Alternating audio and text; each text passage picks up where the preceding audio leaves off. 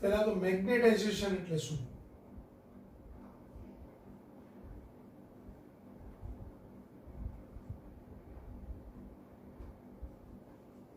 Magnetisation એટલે m net upon volume.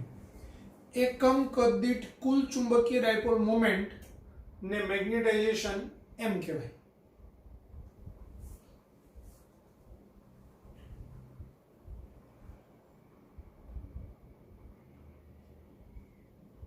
એકમ કદ દીઠ કુલ ચુંબકીય ડાયપોલ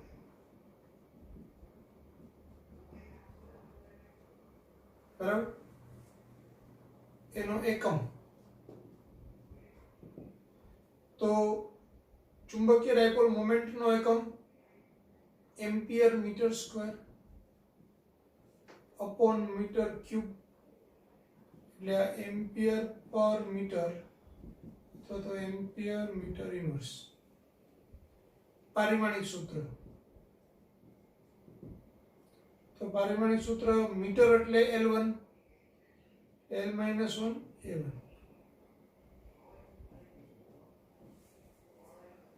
હવે સપોઝ હું એમ કહું કે એક સોલેનોઇડ છે,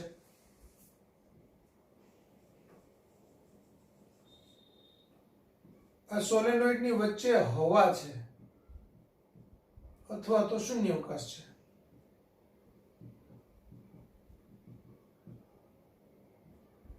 હવા અથવા શૂન્યાવકાશ હોય એવી કન્ડિશનમાં અહીંથી હું જો I પ્રવાહ પસાર કરું તો એના અંદરના વિસ્તારમાં ઉત્પન્ન થતું ચુંબકીય ક્ષેત્ર એ B0 બરાબર μ0 NI થશે, જ્યાં n એટલે એકમ લંબાઈ દીઠ આંટાની સંખ્યા.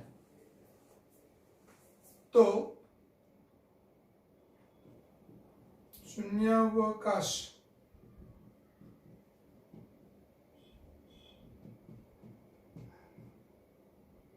B બરાબર હતો તો B0 બરાબર μ0 NI.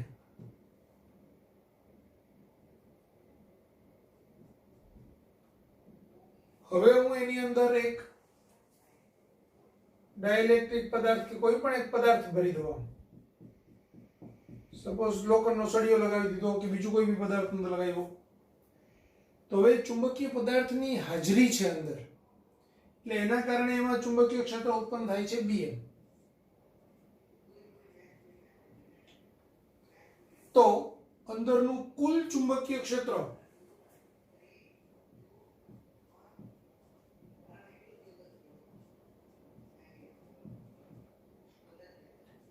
B બરાબર B0 પ્લસ Bm થાય. હવે આ જે Bm છે એ આપણે એમ કહી શકાય કે Bm is proportional to m હોય, એટલે કે એકમ કદ દીઠ કુલ ચુંબકીય ડાયપોલ મોમેન્ટ હોય જેટલી એના સમપ્રમાણમાં એની અંદર ચુંબકીય ક્ષેત્ર ઉત્પન્ન થાય. તો Bm is proportional to m હોય, એ પ્રોપોર્શનાલિટીને આપણે દૂર કરીએ તો એ μ0 કહેવાય. એટલે Bm બરાબર μ0 m. અને આ જે Ni છે એને h કહેવાય, એટલે આ μ0h ચુંબકીય તીવ્રતા. તો આપણને B વચ્ચેનો જે સંબંધ B નો સંબંધ મળે B0 પ્લસ Bm, પણ B0 એટલે શું છે μ0h અને Bm એટલે શું છે μ0m. તો આ μ0h પ્લસ m મળે B નો સંબંધ. હવે આ h શું છે?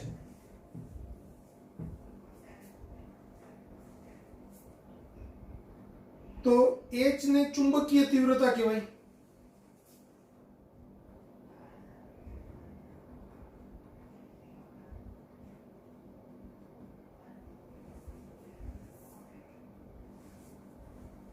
તો h અને b વચ્ચેનો સંબંધ h બરાબર b બાય μ0 માઈનસ m.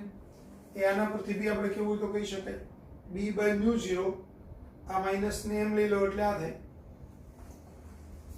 તો આ h એટલે b/μ0 માઇનસ m છે ચુંબકીય તીવ્રતા. આ બી એક અગત્યનું સમીકરણ.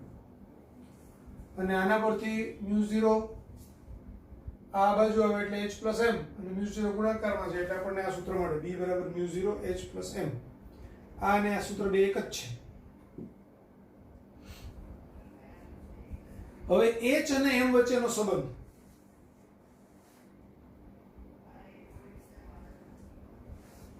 તો h અને m વચ્ચેનો આપણે સંબંધ કહીએ તો m બરાબર chi m, સોરી h બરાબર chi m, chi h એટલે કે m/h બરાબર chi.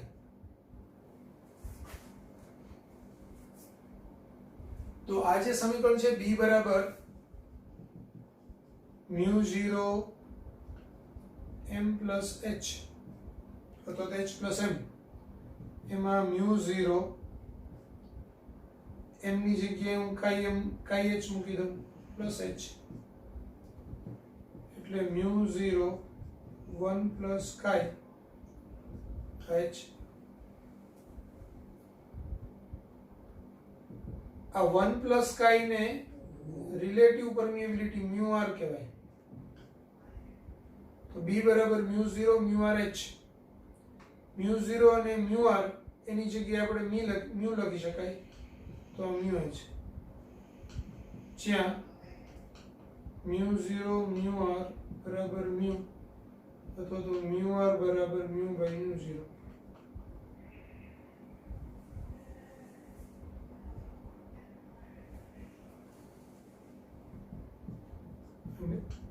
સાપેક્ષ પરમિએબિલિટી કહેવાય.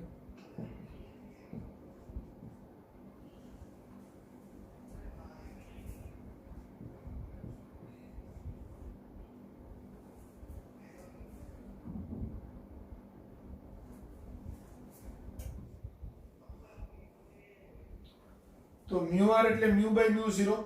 આ એક ખૂબ અગત્યનું સૂત્ર છે, જ્યાં μr એટલે સાપેક્ષ પરમિએબિલિટી, μ એટલે આપેલા માધ્યમની પરમિએબિલિટી અને μ0 એટલે શૂન્યાવકાશની પરમિએબિલિટી.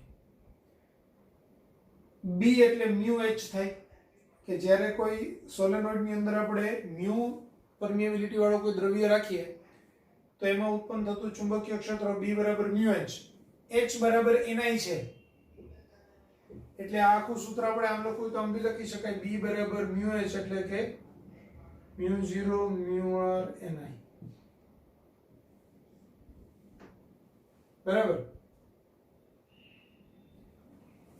શૂન્યાવકાશ માટે આ μr નું મૂલ્ય 1 થાય એટલે μ0 ni થાય એટલે કે b0 થાય. b0 બરાબર μ0 ni.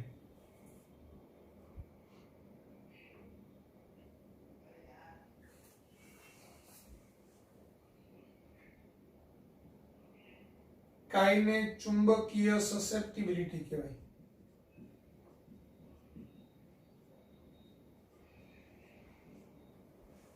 chi એટલે ચુંબકીય સસેપ્ટિબિલિટી m/h.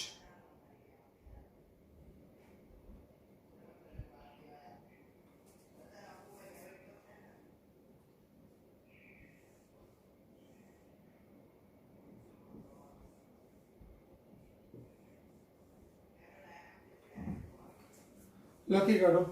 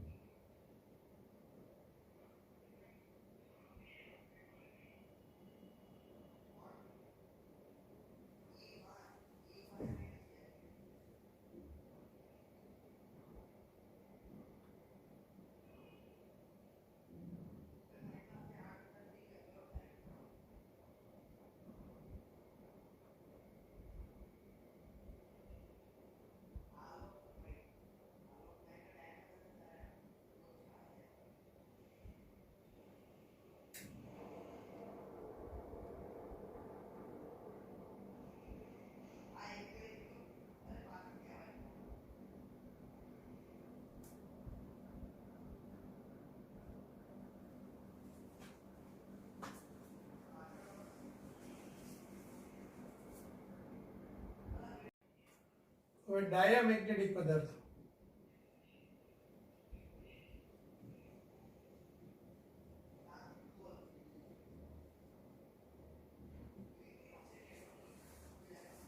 તો પહેલા કન્સેપ્ટ સમજો. કોઈ એક ન્યુક્લિયસ છે, તો ન્યુક્લિયસની આસપાસ જુદા જુદા ઇલેક્ટ્રોન્સ છે તે આમ જુદી જુદી કક્ષાની અંદર પરિભ્રમણ કરતા હશે. કોઈ એક ઇલેક્ટ્રોન જ્યારે ન્યુક્લિયસની આસપાસ પરિભ્રમણ કરે ત્યારે એને કંઈક મેગ્નેટિક ડાયપોલ મોમેન્ટ હોય. હવે એકલો એક જ ઇલેક્ટ્રોન હોય તો એને મેગ્નેટિક ડાયપોલ મોમેન્ટ હોય, પણ ઘણા પદાર્થો એવા હોય કે આ ઇલેક્ટ્રોનની મેગ્નેટિક ડાયપોલ મોમેન્ટ સપોઝ આમ હોય તો આની ઇલેક્ટ્રોન આમ હોય, એટલે બેનું પરિણામી છે એ આમ આવતું હોય, બરાબર. તો પાછું એની વિરુદ્ધમાં આવડો ત્રીજો એક ઇલેક્ટ્રોન એવો હોય કે જેના કારણે ચુંબકીય ડાયપોલ મોમેન્ટ આમ હોય. તો જે પદાર્થોના દરેક અણુની અથવા તો દરેક પરમાણુની ચુંબકીય ડાયપોલ મોમેન્ટ શૂન્ય હોય, એટલે એના દરેક પરમાણુની ચુંબકીય ડાયપોલ મોમેન્ટ શૂન્ય હોય, તો તેવા પદાર્થોને ડાયામેગ્નેટિક પદાર્થો કહેવાય, બરાબર. એટલે ડાયામેગ્નેટિક પદાર્થો એટલે એવા પદાર્થો કે જેના અણુ કે પરમાણુઓ કાયમી ચુંબકીય ડાયપોલ મોમેન્ટ ધરાવતા નથી, બરાબર. તો એ કાયમી ચુંબકીય ડાયપોલ મોમેન્ટ ધરાવતા નથી, પણ જ્યારે બાહ્ય ચુંબકીય ક્ષેત્રની અસર હેઠળ આવે ત્યારે એની ચુંબકીય ડાયપોલ મોમેન્ટ એવી રીતે પ્રેરિત થાય કે જેથી એ ચુંબકીય ક્ષેત્ર વડે અપાકર્ષાય, એટલે કે વધુ પ્રબળ ક્ષેત્રથી ઓછા પ્રબળ ક્ષેત્ર તરફ ગતિ કરે. એટલે ડાયામેગ્નેટિક પદાર્થ આમ હોય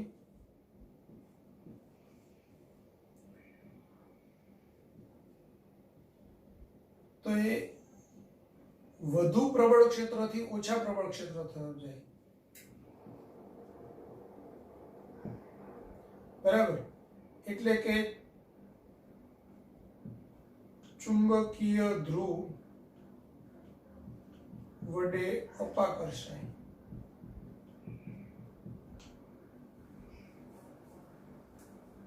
જ્યારે બાહ્ય સમાન ચુંબકીય ક્ષેત્રની અંદર તમે કોઈ ડાયામેગ્નેટિક પદાર્થને મૂકો તો ચુંબકીય ક્ષેત્ર રેખાઓ છે એનામાંથી બહાર નીકળી જાય. મોટો પદાર્થ મૂકીએ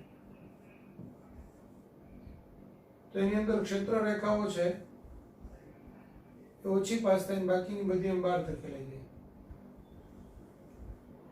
એટલે ચુંબકીય ક્ષેત્ર રેખાઓ બહાર ધકેલાવાનો ગુણધર્મ દર્શાવે. કોનામાં? ડાયામેગ્નેટિક પદાર્થમાં. એક તો એ વધુ પ્રબળથી ઓછા પ્રબળ તરફ ગતિ કરે, એટલે કે ચુંબકીય ધ્રુવ વડે અપાકર્ષાય. સમાન ચુંબકીય ક્ષેત્રની અંદર ડાયામેગ્નેટિક પદાર્થ મૂકીએ તો ચુંબકીય ક્ષેત્ર રેખાઓ એની બહાર ધકેલાઈ જાય, એટલે કે અંદરના વિસ્તારમાં ચુંબકીય ક્ષેત્ર ઓછું અને બહારના વિસ્તારમાં ચુંબકીય ક્ષેત્ર વધુ થાય. નિરપેક્ષ શૂન્ય તાપમાને ડાયામેગ્નેટિક પદાર્થની અંદર કોઈ પણ ચુંબકીય ક્ષેત્ર રેખાઓ હોતી જ નથી. એને મિશનર અસર કહેવાય. ઘણી વખત એને મેઝનર અસર પણ બોલાય.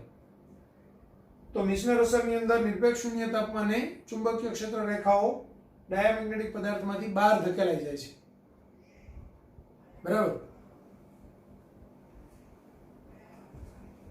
તો આ થયું ડાયામેગ્નેટિક પદાર્થ. ડાયામેગ્નેટિક પદાર્થ કયા કયા? તો બિસ્મથ,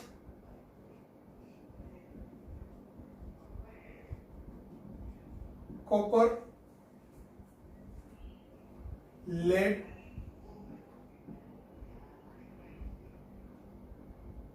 સિલિકોન, નાઇટ્રોજન, પાણી,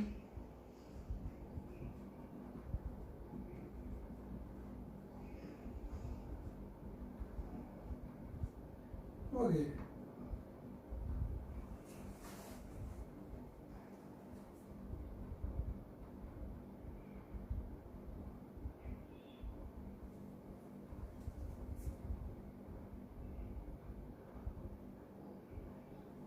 તો bismuth, copper, lead, silicon, nitrogen, પાણી, કોપર ક્લોરાઇડ, સોડિયમ ક્લોરાઇડ.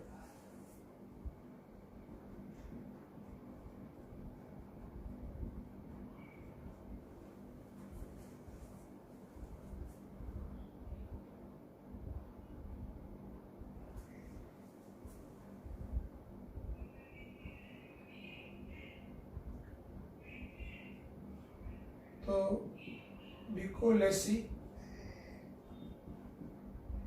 નાપાસ શુક્લો.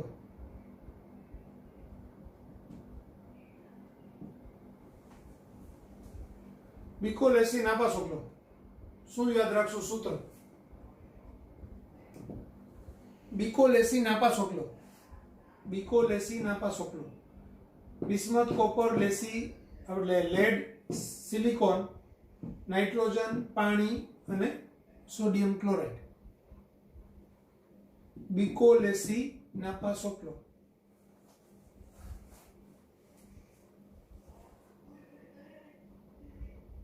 બીકોલેસી નાપાસ શુક્લો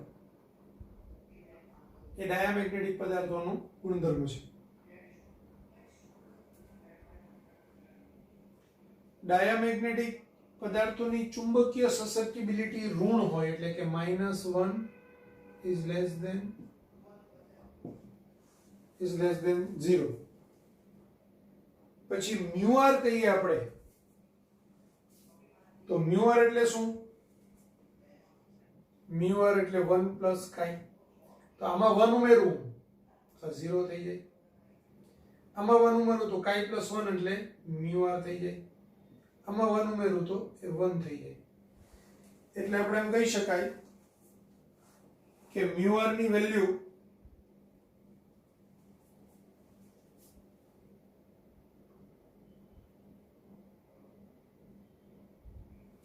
આજે આપણે ઊંધું લખ્યું છે.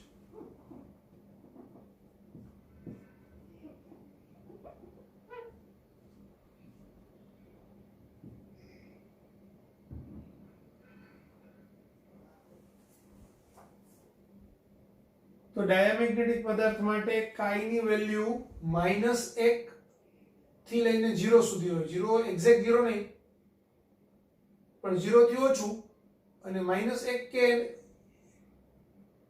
-1 અને 0 ની વચ્ચે. હવે આમાં -1 માં હું 1 ઉમેરું એટલે 0 થાય. કાઈ માં કાઈ +1 એટલે મ્યુઆર થાય. 0 માં 0 + 1 એટલે 1 થાય. એક્ઝેક્ટ 0 તો મ્યુઆર ની વેલ્યુ એક્ઝેક્ટ 0 હોઈ શકે અથવા તો 0 અને 1 ની વચ્ચે હોઈ શકે પણ 1 હોઈ શકે નહીં. કોના માટે? ડાયામેગ્નેટિક પદાર્થ માટે. બરાબર. એવી જ રીતે કાઈ નું મૂલ્ય છે -1 હોઈ શકે.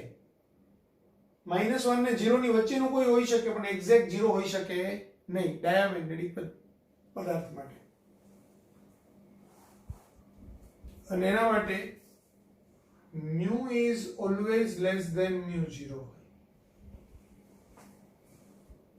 બરાબર. ઇક્વલ ટુ ક્યારે હોઈ શકે નહીં. ઇક્વલ ટુ થાય તો આ 1 થાય તો અહીંયા ઇક્વલ ટુ આવે તો અહીંયા ઇક્વલ ટુ આવે.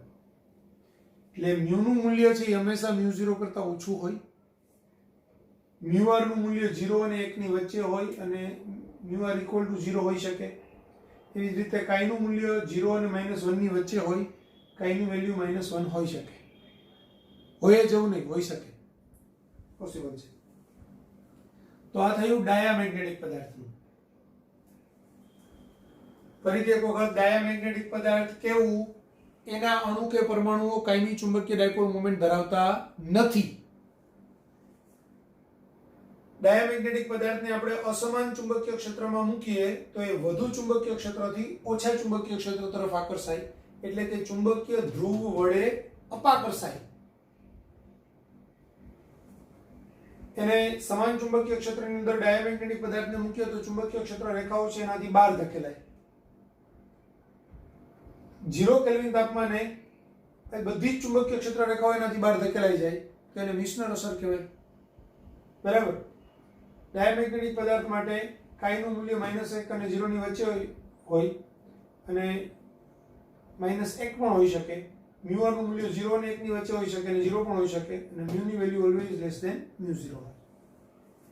એના ઉદાહરણ bismuth, copper, lead, silicon, nitrogen, પાણી, સોડિયમ ક્લોરાઇડ વગેરે. તો બિસ્મથ કોપર એટલે બીકો, લેડ સિલિકોન એટલે લેસી, નાઇટ્રોજન પાણી અને સોડિયમ ક્લોરાઇડ એટલે નાપાસ ઓકલો. તો બીકોલેસી નાપાસ ઓકલો. ડાયામેગ્નેટિક પદાર્થનું ઉદાહરણ બીકોલેસી નાપાસ ઓકલો, બિસ્મથ કોપર, લેસી એટલે લેડ સિલિકોન, નાપાસોક્લો એટલે નાઇટ્રોજન પાણી અને સોડિયમ ક્લોરાઇડ.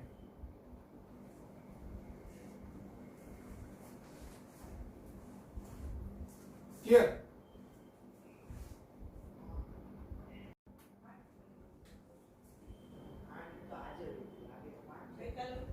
ફેરોમેગ્નેટિઝમ.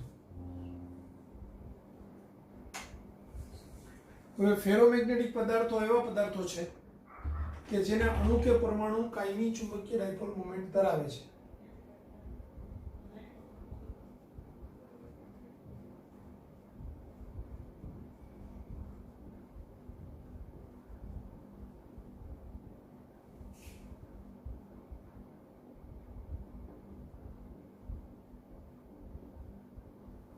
બરાબર?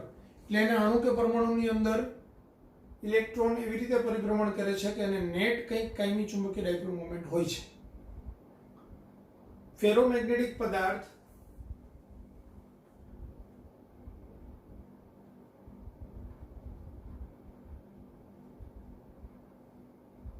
પ્રબળ ચુંબકીય ક્ષેત્ર તરફ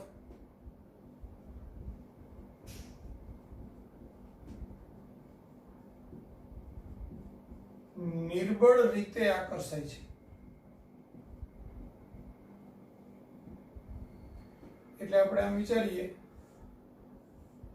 તો આ બાજુએ પ્રબળ ચુંબકીય ક્ષેત્ર કહેવાય,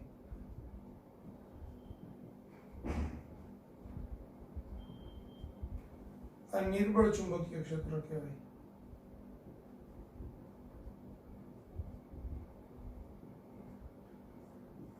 આ પેરામેગ્નેટિક પદાર્થ હોય તેના ઉપર બળ આમ લાગે એટલે પેરામેગ્નેટિક પદાર્થ.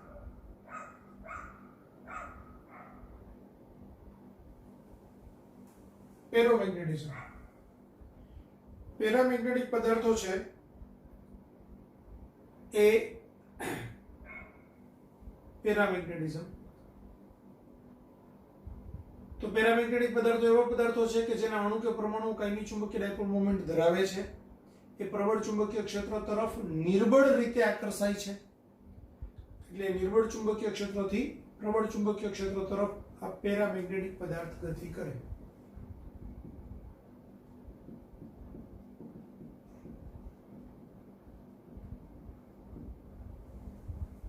બરાબર? પેરામેગ્નેટિક પદાર્થને સમાન ચુંબકીય ક્ષેત્રમાં મૂકો તમે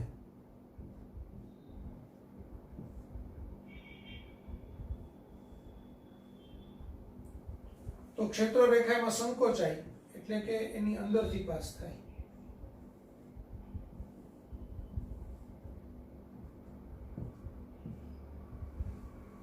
આવી રીતે થાય. તો બધી ક્ષેત્ર રેખાઓમાંથી પાસ થાય.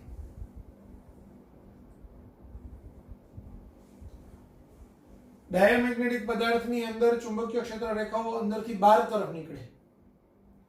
જ્યારે પેરામેગ્નેટિક પદાર્થની અંદર ચુંબકીય ક્ષેત્ર રેખાઓ અંદર તરફ આવે. એટલે કે અંદરની બાજુએ ચુંબકીય ક્ષેત્રની તીવ્રતા વધે, બહારની બાજુએ ઘટે. પેલામાં બહારની બાજુએ વધે, અંદરની બાજુએ ઘટે. એ નિર્બળ ચુંબકીય ક્ષેત્રથી પ્રબળ ચુંબકીય ક્ષેત્ર તરફ આકર્ષાય એટલે કે ચુંબકીય ધ્રુવ તરફ આકર્ષાય.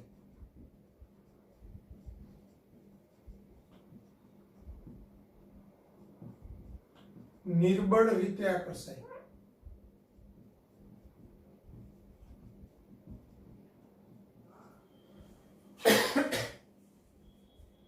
ડાયામેગ્નેટિક પદાર્થ છે ચુંબકીય ધ્રુવ તરફ નિર્બળ રીતે અપાકર્ષાય. આમ અપાકર્ષાય લખેલું હતું પણ નિર્બળ રીતે અપાકર્ષાય. ડાયામેગ્નેટિક પદાર્થ નિર્બળ રીતે અપાકર્ષાય. પેરામેગ્નેટિક પદાર્થ ચુંબકીય ધ્રુવ તરફ નિર્બળ રીતે આકર્ષાય અને ફેરોમેગ્નેટિક પદાર્થ છે ચુંબકીય ધ્રુવ તરફ પ્રબળ રીતે આકર્ષાય. આ મુખ્ય ત્રણ ડિફરન્સ છે ત્રણેય વચ્ચેનો. તો આના માટે આપણે ગણીએ તો પેરામેગ્નેટિક પદાર્થ માટે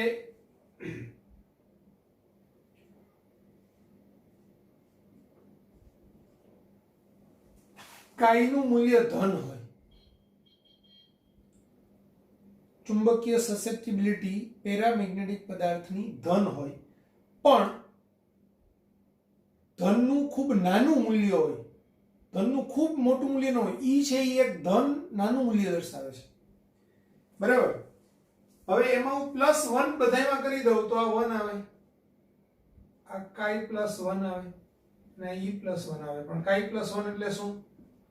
તો કે મ્યુ આર, તો મ્યુ આર ઈ +1 આવું થાય. અને મ્યુ નું મૂલ્ય હવે સમજો, આ mu is greater than mu r થયું, તો mu 1 is less than mu r એટલે મ્યુ બાય મ્યુ 0, તો mu 0 is less than mu.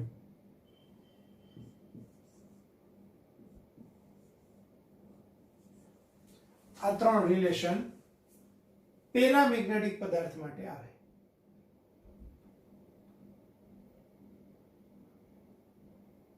બરાબર. હવે ફેરોમેગ્નેટિક પદાર્થ,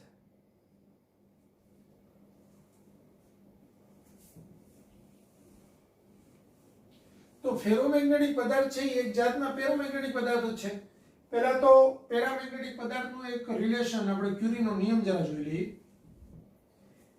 પેરામેગ્નેટિક પદાર્થની અંદર આપણે એવું જોઈ શકાય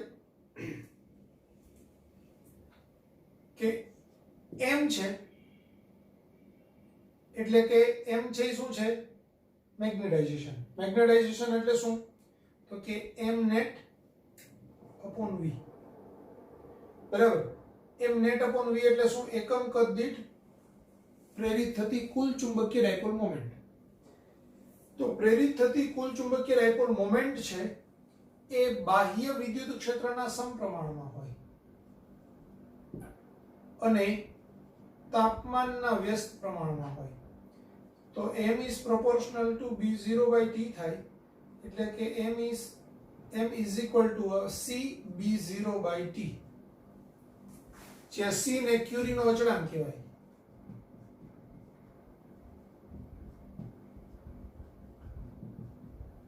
બરાબર. તો મેગ્નેટાઇઝેશન એ ચુંબકીય બાહ્ય ચુંબકીય ક્ષેત્રના સમપ્રમાણમાં અને નિરપેક્ષ તાપમાનના વ્યસ્ત પ્રમાણમાં હોય. હું આને આમ પણ લખી શકું, c b0 એટલે μ0h upon t, h ને હું છેદમાં લઈ લઉં તો m by h એટલે c μ0 by t. m by h એટલે કાઈ, તો કાઈ બરાબર c μ0 by t. આ પણ ક્યુરીનો નિયમ જ છે, બીજા સ્વરૂપે છે. બંને ક્યુરીના નિયમો છે. તો ક્યુરીનો નિયમ છે એ પિયરી ક્યુરી, મેડમ ક્યુરી જેણે રેડિયમની શોધ કરેલી એના પતિ હસબન્ડ એ પિયરી ક્યુરી હતા. પિયરી ક્યુરીએ છે આ નિયમ આપેલો, એટલે એના યાદમાં એને ક્યુરીનો નિયમ કહેવાય છે.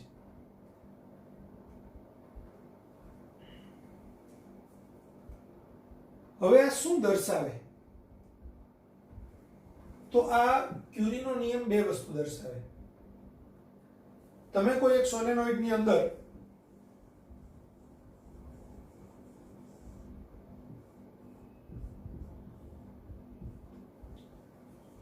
વિદ્યુત પ્રવાહ પસાર કરો, વેરિયેબલ વિદ્યુત પ્રવાહ પસાર કરો છો, એટલે અંદરનું ચુંબકીય ક્ષેત્ર વધારતા જાઓ છો.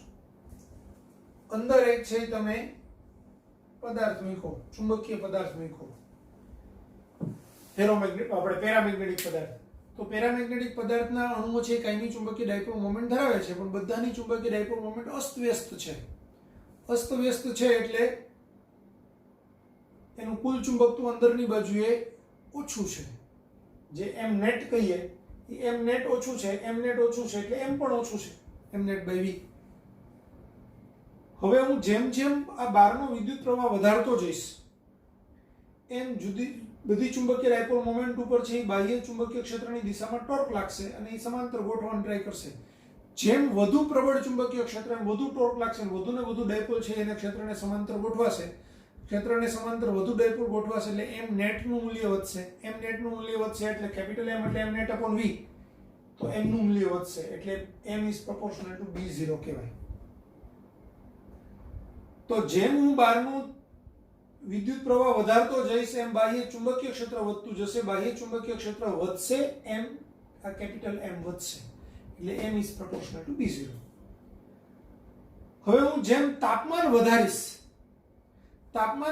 એટલે બધાની અસ્તવ્યસ્ત ગતિ વધશે. અસ્તવ્યસ્ત ગતિ વધશે એટલે વધુ તાપમાને વધુ ડાયપોલ છે એ અસ્તવ્યસ્ત ગોઠવાશે એટલે એમનું મૂલ્ય ઘટશે. જો હું તાપમાનને ઘટાડીશ તો એની અસ્તવ્યસ્ત ગતિ ઘટશે અને વધુ ને વધુ ડાયપોલ છે એ ચુંબકીય ક્ષેત્રને સમાંતર ગોઠવાશે તો એમનું મૂલ્ય વધશે. એટલે તાપમાનના વ્યસ્ત પ્રમાણમાં હોય એટલે m is proportional to 1/T થાય. તો એ બેયને સંયુક્ત રીતે આપણે જોઈએ તો m is proportional to B0/T થાય. સપ્રમાણતા અચળાંકને ક્યુરીનો અચળાંક c કહેવાય એટલે m બરાબર c B0/T. B0 ને હું μ0 * h કહી શકું. h છેદમાં લઈ લઉં તો m/h થાય. m/h એટલે કાઈ. તો કાઈ બરાબર c μ0/T. ક્યુરીનો નિયમનું બીજું સ્વરૂપ છે. ખ્યાલ આવી ગયો? હવે ફેરોમેગ્નેટિઝમ. ક્યુરીનો નિયમ છે એ જ્યારે બધી જ ચુંબકીય ડાયપોલ મોમેન્ટ એક દિશામાં ગોઠવાઈ જાય તેમનું આપણને મહત્તમ મૂલ્ય મળે. મહત્તમ મૂલ્ય મળે એને સેચ્યુરેશન મેગ્નેટાઇઝેશન કહેવાય.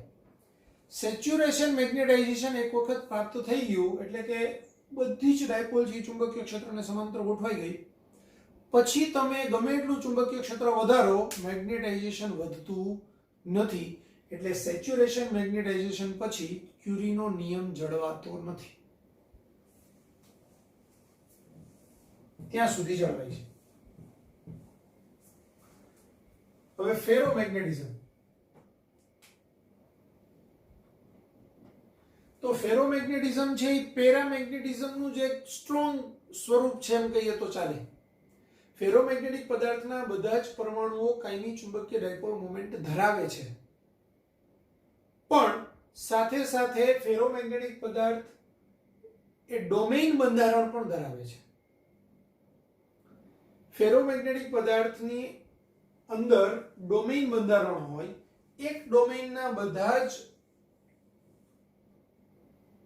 અણુઓ છે એ કોઈ એક જ દિશામાં ચુંબકીય ડાયપોલ મોમેન્ટ ધરાવતા હોય.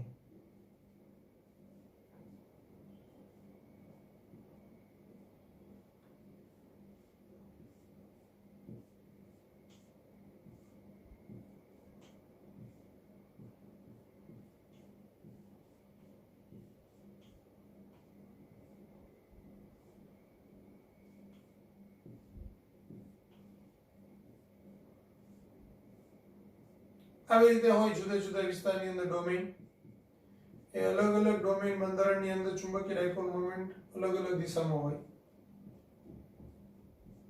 એક ડોમેઇન છે એની અંદરના બધા જ પરમાણુઓ એક જ દિશામાં ચુંબકીય ડાયપોલ મોમેન્ટ ધરાવતા હોય તો આવો પદાર્થ ફેરોમેગ્નેટિક પદાર્થ હોય.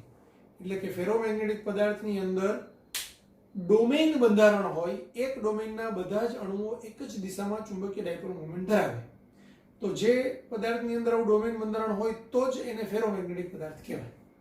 ફેરોમેગ્નેટિક પદાર્થો નિર્બળ ચુંબકીય ક્ષેત્રથી પ્રબળ ચુંબકીય ક્ષેત્ર તરફ પ્રબળ રીતે આકર્ષાય. નિર્બળ ચુંબકીય ક્ષેત્રથી પ્રબળ તરફ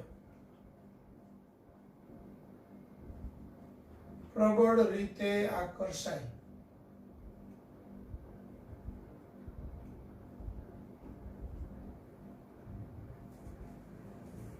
બરાબર.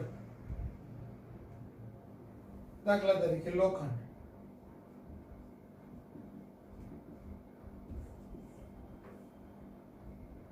ફેરોમેગ્નેટિક પદાર્થના ઉદાહરણ છે લોખંડ, કોબાલ્ટ અને નિકલ એટલે કોલોની લોકોની.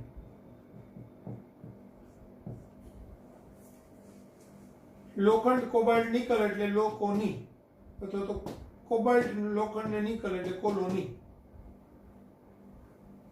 તો કોલોની કે લોકોની એ આપણું ફેરોમેગ્નેટિક પદાર્થોના ઉદાહરણ છે. અને ડાયામેગ્નેટિક પદાર્થનું ઉદાહરણ ડિસ્કસ રહી ગયું એ છે SO_KO કોકલો. SO_KO કોકલો.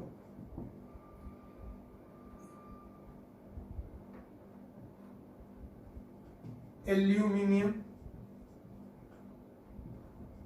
Sodium,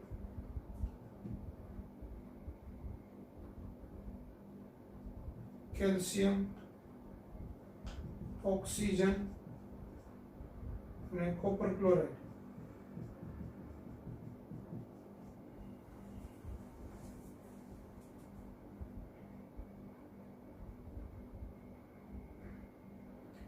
aluminium, sodium, calcium, oxygen અને કોપર ક્લોરાઇડ એસો કેવો કોકલો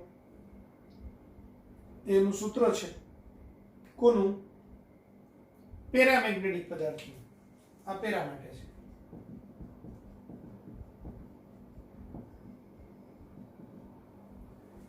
અને કોબાલ્ટ લોખંડ નિકલ એટલે કોલોની, અથવા તો લોખંડ કોબાલ્ટ નિકલ એટલે લોકોની, એ ફેરોમેગ્નેટિક પદાર્થોનું ઉદાહરણ છે. ફેરોમેગ્નેટિક પદાર્થ માટે chi is very very greater than 1, તો chi plus 1 કરો તો એ very very greater than 2 એટલે 1 તો હોય જ, એટલે કે mu are also very very greater than 1 અને mu is very very greater than mu 0.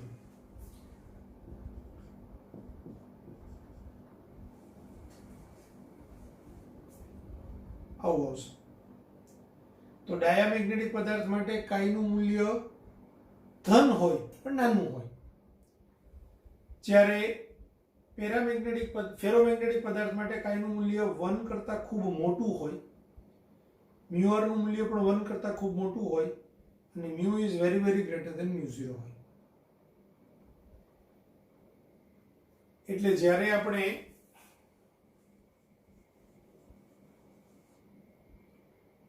કોઈ સોલેનોઇડ ની અંદર ફેરોમેગ્નેટિક પદાર્થ મૂકીએ અને એમાંથી વિદ્યુત પ્રવાહ પસાર કરીએ તો એની અંદર હવામાં હોય ત્યારે જે ચુંબકત્વ હોય, ધારો કે આ સોલેનોઇડ નથી, સોલેનોઇડ ની અંદર કંઈ છે જ નહીં, હવા જ છે ખાલી, ત્યારે જે ચુંબકીય ક્ષેત્ર હોય અને અંદર તમે ફેરોમેગ્નેટિક પદાર્થ મૂકો તો એનું ચુંબકીય ક્ષેત્ર અનેક ગણું વધી જાય, કારણ કે chi is very very greater than 1 છે, અથવા તો mu r is very very greater than 1 છે.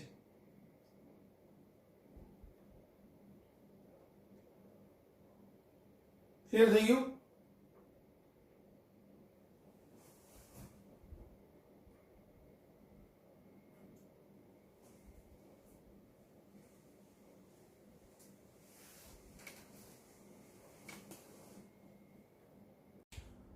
હવે ફેરોમેગ્નેટિક પદાર્થ હોય એને તમે ગરમ કરો તો તમે એને ગરમ કરતા જાઓ તો એક તાપમાન એવું આવે કે જે તાપમાને ફેરોમેગ્નેટિક પદાર્થના બધા જ ડોમેન બંધારણ છે એ અસ્તવ્યસ્ત થઈ જાય અને ફેરોમેગ્નેટિક પદાર્થ પેરામેગ્નેટિક પદાર્થમાં કન્વર્ટ થઈ જાય.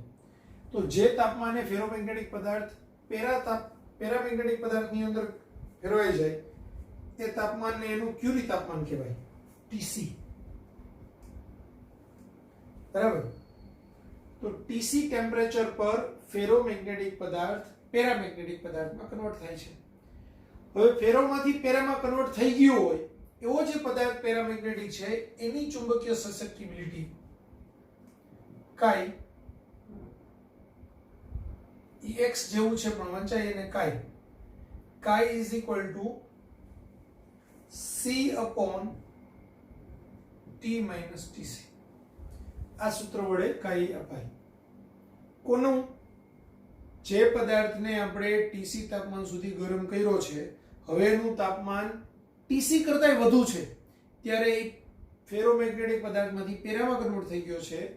તો આવી રીતે પ્રાપ્ત થયેલા પેરામેગ્નેટિક અવસ્થા માટે કે જ્યાં T is greater than TC છે, તો એના T તાપમાને એનું ચુંબકીય સસેપ્ટિબિલિટી chi એ C upon T minus TC સૂત્ર વડે આપવામાં આવે છે. હવે આપણે હિસ્ટ્રેસિસ સાયકલ સમજીએ. તો હિસ્ટ્રેસિસ સાયકલ સમજતા પહેલા હું તમને એક કન્સેપ્ટ સમજાવી દઉં. આપણે એક સોલેનોઇડ ની અંદર જે પદાર્થની હિસ્ટ્રેસિસ સાયકલનો સ્ટડી કરવો છે એવા પદાર્થને આપણે એના કોર તરીકે લખીશું અને એની સાથે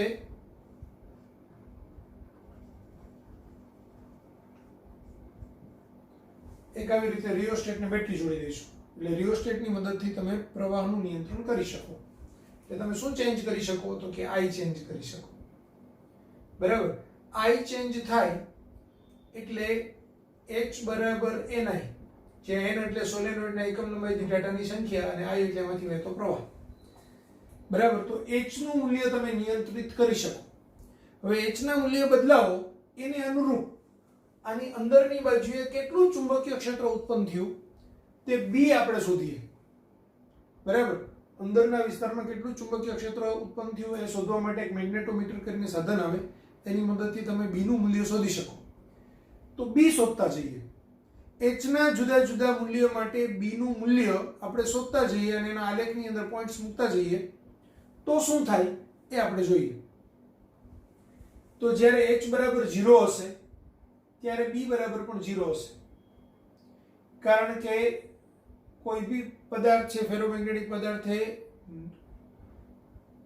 નોર્મલ કન્ડિશનની અંદર ચુંબક તરીકે વર્તતો નથી, કારણ કે એના બધા જ ડોમેન અસ્તવ્યસ્ત રીતે ગોઠવાયેલા હોય અને એના કારણે એ ફેરોમેગ્નેટિક પદાર્થ માટેની જે હિસ્ટેરેસિસ સાયકલ અત્યારે આપણે સ્ટડી કરી રહ્યા છીએ, તો એના બધા જ ડોમેન બંધારણ અસ્તવ્યસ્ત રીતે ગોઠવાયેલા હોય એના કારણે એ કાયમી ચુંબકત્વ એને હોતું નથી. એટલે લોખંડનો સળિયો છે પોતે એની રીતે બીજા લોખંડના સળિયા સાથે ચોંટતો નથી, એ ચુંબક તરીકે વર્તતો નથી. ચુંબક તરીકે વર્તવું એટલે શું? કોઈ પણ પદાર્થની બધી ચુંબકીય ડાયપોલ મોમેન્ટ એક જ દિશામાં ગોઠવાય તો એ પદાર્થ ચુંબક તરીકે વર્તે, કારણ કે એને કંઈક નેટ ચુંબકીય ડાયપોલ મોમેન્ટ હોય, બધા ડાયપોલનો સરવાળો થાય. તો જે પદાર્થને કંઈક નેટ ચુંબકીય ડાયપોલ મોમેન્ટ હોય તો એ ચુંબક તરીકે વર્તે. એ ડાયપોલ મોમેન્ટ વધુ હોય તો એ પ્રબળ ચુંબક તરીકે વર્તે, ઓછું હોય તો એકદમ નિર્બળ ચુંબક તરીકે વર્તે. બરાબર. પણ કોઈ પણ પદાર્થની ચુંબકીય ડાયપોલ મોમેન્ટ બધી એક દિશામાં ગોઠવાયેલી હોય એટલે કે એને નેટ ચુંબકીય ડાયપોલ મોમેન્ટ હોય તો એ ચુંબક તરીકે વર્તે. તો 0 h નું મૂલ્ય જ્યારે 0 હોય ત્યારે b પણ 0 હોય. હવે જેમ જેમ તમે h વધારતા જાઓ એમ b નું મૂલ્ય વધતું જાય. એટલે આ આલેખ મુજબ o થી a સુધી જેમ જેમ તમે h વધારતા જાઓ છો એમ b વધતું જાય છે. અને a પાસે આપણને સેચ્યુરેશન મેગ્નેટાઇઝેશન મળે છે. એટલે કે બધી જ અસ્તવ્યસ્ત રીતે ગોઠવાયેલી હતી. તમે ચુંબકીય ક્ષેત્ર અહીંયા વિદ્યુત પ્રવાહ I પ્રબળ કરતા ગયા એટલે અંદરનું ચુંબકીય ક્ષેત્ર એટલે h નું મૂલ્ય વધુ ને વધુ પ્રબળ થતું ગયું. એના કારણે બધી જ અસ્તવ્યસ્ત રીતે ગોઠવાયેલી ડાયપોલ ઉપર છે એક જ દિશામાં બળ લાગ્યું અને બધી જ ડાયપોલ છે ચુંબકીય ક્ષેત્રને સમાંતર ગોઠવાઈ ગઈ. બધી જ ડાયપોલ ચુંબકીય ક્ષેત્રને સમાંતર ગોઠવાઈ ગઈ એટલે આપણને પૂર્ણ ચુંબકત્વ મળ્યું. એ પૂર્ણ ચુંબકત્વની સ્થિતિ એટલે એને સેચ્યુરેશન મેગ્નેટાઇઝેશન કહેવાય. એના કારણે હવે સપોઝ હું એમ કહું કે એને બધી જ ડાયપોલ એવી રીતે ગોઠવાઈ ગયેલી છે તો બધી જ ડાયપોલ મોમેન્ટ છે એ સાઉથ થી નોર્થ ગોઠવાય એટલે આ છેડો એનો નોર્થ ગોઠવાશે, આ સાઉથ હશે. બધી ડાયપોલ આમ ગોઠવાઈ ગઈ. આપણને એ બિંદુ પાસે સેચ્યુરેશન મેગ્નેટાઇઝેશન મળ્યું. બરાબર. કોના કારણે મળ્યું છે? બાહ્ય વિદ્યુત ક્ષેત્ર જે સોલેનોઇડ છે એની અંદરના વિસ્તારમાં B0 બરાબર μ0 ni એ જે ચુંબકીય ક્ષેત્ર છે એને આના બધી ડાયપોલ ઉપર ટોર્ક લગાવ્યું અને ટોર્કના કારણે બધી જ ડાયપોલ છે ચુંબકીય ક્ષેત્રને સમાંતર ગોઠવાણી. એના કારણે આપણને સેચ્યુરેશન મેગ્નેટાઇઝેશન મળ્યું. હવે ધીમે ધીમે તમે h નું મૂલ્ય ઘટાડતા જાઓ એટલે બહારથી જે બધાને એક દિશામાં કંટ્રોલ કરતું જે ચુંબકીય ક્ષેત્ર હતું તે ઘટવા લાગ્યું. ઘટતું જશે એમ અંદરનું પાછું મેગ્નેટાઇઝેશન b નું મૂલ્ય ઘટતું જશે. એટલે b નું મૂલ્ય છે અહીંથી તમે ઘટાડશો તો એકદમ ડ્રાસ્ટિકલી નહીં ઘટે, કારણ કે ઓલરેડી એક દિશામાં ગોઠવાઈ ગયેલા છે. તો b નું મૂલ્ય ઘટતા ઘટતા ઘટતા અહીંયા આવશે. પછી સાવ તમે h ને 0 કરી નાખ્યું તો અહીંયા b બિંદુએ સ્મોલ b બિંદુ પાસે h ની વેલ્યુ 0 છે ત્યારે b is not equal to 0. ત્યારે આપણને b નું કંઈક મૂલ્ય મળે છે. તો જ્યારે h બરાબર 0 હોય ત્યારે મળતા b ના મૂલ્યને રિટેન્ટિવિટી અથવા તો રિમેનન્સ કહેવાય. જ્યારે h બરાબર 0 હોય ત્યારે મળતા b ના મૂલ્યને રિટેન્ટિવિટી અથવા તો રિમેનન્સ કહે છે. એટલે એટલું ચુંબકીય ક્ષેત્ર છે એ રિટેન કરે છે. બરાબર. તો એને એની રિટેન્ટિવિટી કહેવાય. એટલે બધી ડાયપોલ પહેલા જે અસ્તવ્યસ્ત હતી એને આપણે h નું મૂલ્ય વધારતા વધારતા માઉન્ટન કર્યું એટલે સેચ્યુરેશન મેગ્નેટાઇઝેશન આવી ગયું. પછી h નું મૂલ્ય ઘટાડ્યું ને તોય અમુક લોકો છે અસ્તવ્યસ્ત પૂર્ણ રીતે થયા જ નહીં, એક દિશામાં ગોઠવાયેલા રહ્યા. એ ગોઠવાયેલા રહ્યા એટલે આપણને રિટેન્ટિવિટી અથવા તો રિમેનન્સ મળ્યું, બરાબર. હવે h નું મૂલ્ય હું ઉલટાવી નાખું, અહીંથી પોલારિટી ચેન્જ જ કરી નાખું, બેટરીના છેદ બદલાઈ નાખું, આને આમ કરું ને આ બાજુ પોઝિટિવ કરી નાખું, તો h નું મૂલ્ય હવે આમ વધશે અને પાછું એને વધારતો જાવ તો હવે એને ઓપોઝિટ ડાયરેક્શનમાં છે, બધા ગોઠવાયેલા આમ હતા, થોડા ઘણા અસ્તવ્યસ્ત થયા છતાં આમ ગોઠવાયેલા હતા, એને ઓપોઝિટ ડાયરેક્શનમાં ચુંબકીય ક્ષેત્ર લગાડવું એટલે ધીમે ધીમે ધીમે ધીમે ધીમે ધીમે પેલા બધાય જે આમ ગોઠવાયેલા હતા ને તે અમુક આમ થશે ને અમુક આમ થશે એટલે એની નેટ ચુંબકીય ડાયપોલ મોમેન્ટ 0 થશે. એક એવો ટાઈમ આવશે કે બધા અસ્તવ્યસ્ત થવાનું ચાલુ કરશે, તો સંપૂર્ણ અસ્તવ્યસ્ત થશે એટલે એક પોઈન્ટ એવો આવશે કે જ્યારે b ની વેલ્યુ 0 થશે. તો h ના જે મૂલ્ય માટે b બરાબર 0 થાય વિરુદ્ધ દિશામાં એને એની કોર્સિવિટી કહેવાય. એટલે જ્યારે b બરાબર 0 ત્યારે h નું જે મૂલ્ય હોય તો h ના જે મૂલ્ય માટે b બરાબર 0 થાય તેને એની કોર્સિવિટી કહેવાય. કોર્સિવિટી થી હજુ નેગેટિવ ડાયરેક્શન ની અંદર ચુંબકીય ક્ષેત્ર આપણે h ને વધારતો જાવ તો હવે એ આ બધી ડાયપોલ પહેલા છે આમ ગોઠવાઈ ગયેલી હતી, ચુંબકીય ક્ષેત્ર આપણે h નું મૂલ્ય ઘટાડ્યું તો એ અસ્તવ્યસ્ત પૂરેપૂરી ન થાય એટલે આપણને શું મળ્યું? રિટેન્ટિવિટી b. પછી વિરુદ્ધ દિશામાં હજુ h વધારતો ગયો તો એક પોઈન્ટ એવો આવ્યો કે બધી અસ્તવ્યસ્ત થઈ ગઈ એટલે આપણને કોર્સિવિટી મળ્યું. હજુ આ દિશામાં ચુંબકીય ક્ષેત્ર વધારું તો હવે બધી ડાયપોલ આમ ગોઠવાઈ જશે, ચુંબકીય ક્ષેત્રને સમાંતર આમ ગોઠવાશે, એ પોઈન્ટ આવ્યો d. એટલે આપણને વિરુદ્ધ દિશાની અંદર સેચ્યુરેશન મેગ્નેટાઇઝેશન મળશે અને આ છેડો હવે s ની જગ્યાએ n થઈ જશે અને આ છેડો s થઈ જશે. એટલે અહીંયા સેચ્યુરેશન મેગ્નેટાઇઝેશન મળશે. પાછો h નું મૂલ્ય ઘટાડતો જાવ તો ઘટાડતા ઘટાડતા h નું મૂલ્ય 0 કરું તો આપણને ચુંબકત્વ 0 થતું નથી, એટલે આ પણ રિટેન્ટિવિટી અથવા રિમેનન્સ કહેવાય વિરુદ્ધ દિશાનું. પાછું h નું મૂલ્ય ઉલટાવું તો h ના કોઈ એક મૂલ્ય માટે b બરાબર 0 મળશે તો આને કોર્સિવિટી કહેવાય. અહીંયા કોર્સિવિટી તો અહીંયા કોર્સિવિટી, અહીંયા રિટેન્ટિવિટી તો અહીંયા રિટેન્ટિવિટી. પાછું હું h નું મૂલ્ય વધારતો જાવ તો એ પાસે આવશે એટલે સેચ્યુરેશન મેગ્નેટાઇઝેશન મળશે. પાછી અહીંથી આખી પ્રોસેસ રિટર્ન થશે, પણ ક્યારે આ આલેખ અહીંથી પાછો રિટર્ન થઈને અહીંયા નહીં આવે, એ હવે આ જ માર્ગે ફર્યા રાખશે. ખ્યાલ આવ્યો? તો આ આલેખને હિસ્ટ્રેસિસ સાયકલ કહેવાય, બરાબર. આ આલેખ વડે ઘેરાયેલું ક્ષેત્રફળ આ પ્રક્રિયા દરમિયાન વ્યય પામતી ઉષ્મા ઊર્જા દર્શાવે છે.